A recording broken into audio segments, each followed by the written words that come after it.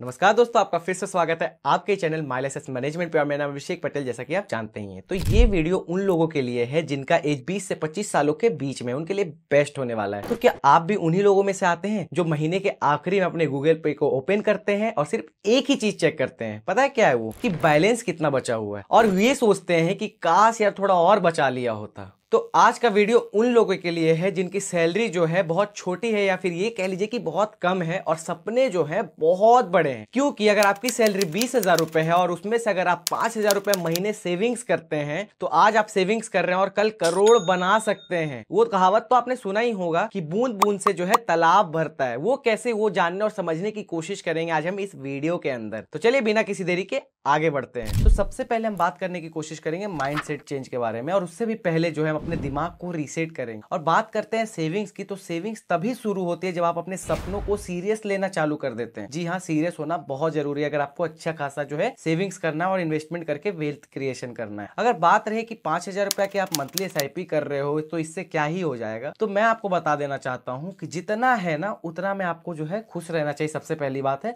और उसी में बेस्ट करने की कोशिश करना चाहिए। क्योंकि 5,000 जो है पर मंथ के SIP जो है, it's not about income, it's all about कि आप जो है एक डिसिप्लिन और कंसिस्टेंट अप्रोच के साथ जो है एक अच्छा खासा वेल्थ क्रिएशन करते हो लॉन्ग टाइम फ्रेम में। यानी कि जो आपका जर्नी रहेगा उसमें आप जो है एक अच्छा खासा वेल्थ क्रिएशन करते हैं। तो ये तो हम बात कर चुके माइंडसेट चेंज के बारे में। वहीं अब दूसरा हमारा जो टॉपिक है वो होने वाला है ब्रेकडाउन अप्रोच, और उसे समझना बहुत ही जरूरी है। क्योंकि उसको जब तक आप नहीं समझोगे तब तक आप एक छोटे से सैलरी में अच्छा खासा इन्वेस्टमेंट नहीं कर पाओगे। ये बातें आपको ध्यान रखना होगा। तो चलिए बिना किसी देरी के बढ़ते हैं आगे वीडियो। तो जो हमारा बजट ब्रेकडाउन है उसे बहुत ही इजी टर्म में समझने की कोशिश करेंगे। चलिए मान लेते हैं एक छोटे से एग्जांपल से कि आपकी सैलरी जो है वो 20,000 रुपए पर मंथ। तो उसको एक छोटे से सिंपल से रेशियो में जो हम कन्वर्ट करेंगे 50:25:25। जी हाँ, 10,000:5,000:5,000। तो 10,000 हमें कहाँ इस्तेमाल करना है? तो ये आपको जो है रेंट के ऊपर यूज करना है। जो पर्सनल नीड्स है, जो कि देना ही देना है, कंपलसरी है। रेंट हो गया, फूडिंग हो गया, एक्सेट्रा एक्सेट्रा चीजें जो आपके पर्सनल लाइफ में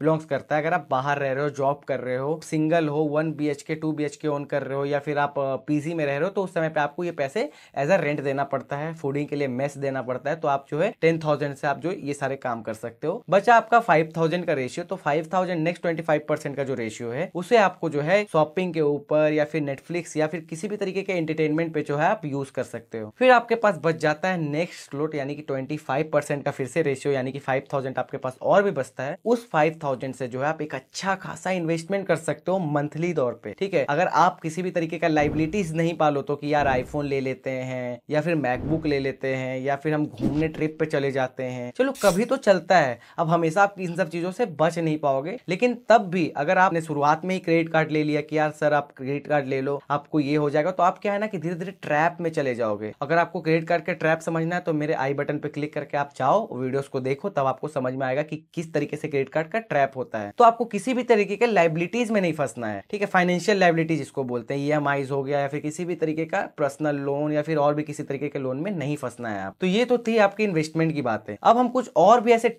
टिप्स जानने की कोशिश करेंगे कि किस तरीके से हम पैसों को बचा सकते हैं और सेविंग्स को बढ़ा सकते हैं। तो जैसे सबसे पहले रेंट की बात आती है। तो अगर आप अकेले हो, आप 20s में हो या 25 में हो, तो आपकी शादी नहीं हुई है, सबसे पहली बात, आप न्यूली जॉब करने आए हो, बड़े बड़े सिटीज में हो, मेट्रो सिटीज में, तो वहां पे रेंट का सबसे बड़ा क्या होता है ना कि आप 1 BHK ले लेते हो जाके। तो वहां पे ना आपको ये गलतियां नहीं करनी। आपको क्या करना, अगर आपको 1 BHK में ही रहना है तो आप शेयरिंग पार्टनर के साथ रह लो, और अगर शेयरिंग पार्टनर के साथ नहीं रहना है तो आप एक काम करो, पीजी ले लो। पीजी में क्या आपको खाना भी प्रोवाइड हो जाएगा, फूडिंग के लिए भी आपको टेंशन नहीं रहेगा। ये तो सबसे पहली चीज थी जहां पैसा बचा सकते हैं। यहाँ भी आप 2,000 रुपए करीब महीना बचा सकते हैं, 10,000। अब चलते हैं फूडिंग के ऊपर। तो वहां पे क्या होता है कि अगर आप 1 BHK है तो आपको क्या है कि हर मंथ अगर आप जोमेटो स्विगी भी अगर करते हो तो करीब 5,000 रुपए तक का खर्चा आ जाता है। लेकिन जब आप खुद से बनाना चालू करोगे तो 2 से 2,500-3,000 रुपए में जो आपका खर्च निपट जाता है, तो वहां भी आपका 2,000 रुपए बच जाता है। अब बात करेंगे पब्लिक ट्रांसपोर्ट के बारे में। तो ओला उबर डेली ना यूज करके जो पब्लिक ट्रांसपोर्ट में बस यूज करो, ऑटो रिक्शा यूज करो, या फिर आप वाई वॉकिंग अगर डिस्टेंस पे तो वाई वॉकिंग भी जा सकते हो, हेल्थ भी रहेगा और वेल्थ क्रिएशन भी अच्छा। वहीं हम बात करेंगे कि आपको जो है एक सबसे बड़ा स्टेप लेना है, वो कि आपका 1-1 रुपए का हिसाब आपके पास होना चाहिए डेली पर्पज से।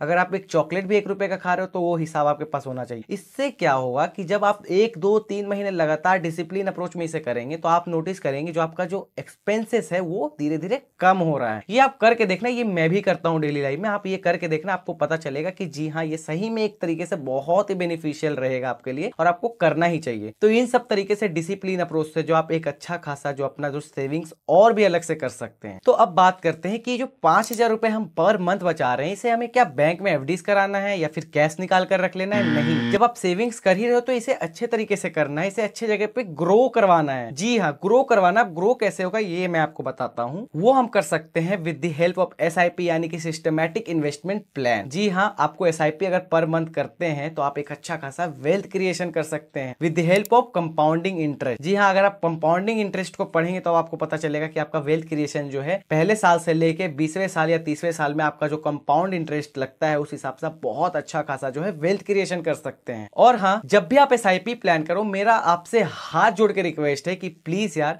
आप ना लॉन्ग टाइम फ्रेम के लिए जो है एसआईपी के अंदर इन्वेस्ट रहो। किसी भी तरीके के अनसर्टेनिटी आने पे आप जो थोड़े थोड़े चीजों पे जो है अपने एसआईपी को ब्रेक मत करना, ज्यादा पॉज मत करना, क्योंकि आप जितने लॉन्ग टर्म तक एकदम डिसिप्लिन अप्रोच में या फिर कंसिस्टेंट में बने रहोगे उतना अच्छा खासा आपका जो है वेल्थ क्रिएशन होगा। और अगर आपको कंपाउंडिंग का जो है ट्रेजेडी यानी कि जो मैजिकल पार्ट होता है अगर वो आपको देखना है तो प्लीज आप लॉन्ग टर्म तक बने रहो।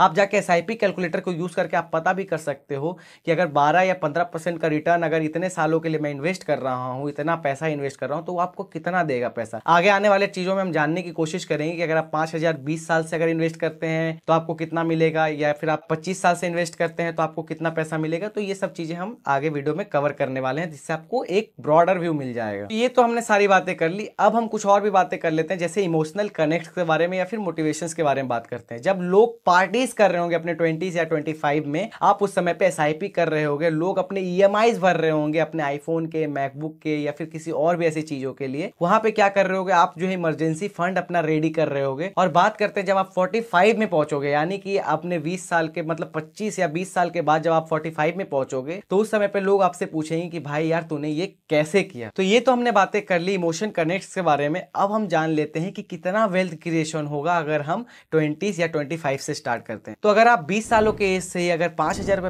पर मंथ स्टार्ट करते हैं तो आप जब 45 में पहुंचेंगे तो आपका जो टोटल इन्वेस्टमेंट अमाउंट होगा वो होगा 15 लाख रुपए, और जो आपका वेल्थ गेन होगा वो लगभग होगा 1.2 CR यानी कि 1.2 करोड़ के करीब। वहीं अगर हम बात करते हैं जब आप 25 साल के उम्र से इन्वेस्टमेंट करते हैं तो आपका जो इन्वेस्टमेंट वैल्यू होगा वो होगा 12 लाख रुपए, और आपका जो वेल्थ गेन होगा वो होगा करीब 55 लाख रुपए। आप समझ रहे हैं, एक छोटे छोटे इन्वेस्टमेंट से, वो बोला गया था ना बूंद बूंद से ही तालाब भरता, उसी तरीके से आपका तालाब आप खुद भरेंगे। अब ये डिपेंड करता है कि आप कौन से एज से चालू करना चाहते हो अपना एसआईपी, और कितना आप ग्रो करना चाहते हो और कितने का एसआईपी करना चाहते हो। हाँ, शुरुआत में थोड़ा सा बोरिंग हो सकता है क्योंकि आपके फ्रेंड्स, आपके जो कलीग होंगे वो पार्टीज कर रहे होंगे, आप एसआईपी के बारे में सोच रहे होंगे, वेल्थ क्रिएशन के बारे में सोच रहे होंगे, तो थोड़ा सा बोरिंग तो हो सकता है। लेकिन वही मैं बात करूंगा कि थोड़े समय के बाद जब भी आपका इंजॉयमेंट की बात आती है तो उस समय पे आप क्या कर सकते हो कि जब भी आपका सैलरी इंक्रीमेंट होता है तो उस पैसों से आप एक अच्छा खासा इंजॉयमेंट कर सकते हो, कोई ट्रिप प्लान कर सकते हो या फिर किसी भी तरीके की चीजें कर सकते हो। लेकिन हाँ, आपको एक चीजें ध्यान रखनी है कि आपको कंसिस्टेंट रहना है, डिसिप्लिन अप्रोच रखना है मार्केट में, ताकि एक अच्छा खासा वेल्थ गेन कर सको आप। जी हाँ, तो जब भी आपको ये चीजें बोरिंग लगने लगे तो आप एक चीज याद रखना कि investment of 5,000 per month is not a boring but it's make you powerful in long journey. जी हाँ, I want to make you enough knowledgeable so that you can make yourself profitable, क्योंकि profitable बनना बहुत जरूरी है। अगर video अच्छा लगा हो, इसी तरीके से वीडियो आपको और चाहिए, तो वीडियो को लाइक करें, शेयर करें, हमारे चैनल को सब्सक्राइब करें, और हाँ, बेल आइकन दबाना ना भूलें। और नीचे कमेंट बॉक्स में कमेंट करना है कि yes I will commit the 5,000 per month SIP. अगर आपको किसी भी तरीके का अवेयरनेस चाहिए हो तो वी आर एमफी वेरीफाइड,